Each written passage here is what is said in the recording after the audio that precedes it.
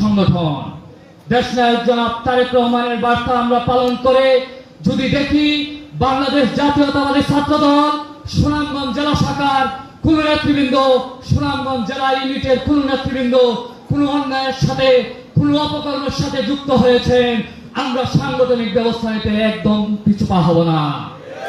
আপনারা মনে রাখবেন, কোন ব্যক্তির দায় সংগঠন বহন করবে না। আমরা ছাত্রদল, বিশেষ করে আমি আমার ছাত্রদলের ভাইদেরকেই বলছি, আমরা সাধারণ মানুষের পাশে গিয়ে, কলেজে গিয়ে, উপজেলায় গিয়ে সাধারণ মানুষের সাথে কাজ করে একটি সুন্দর বাংলাদেশ গঠন করবো ইনশাআল্লাহ।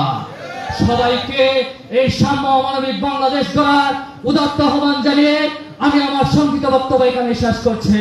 খোদা হাফেজ।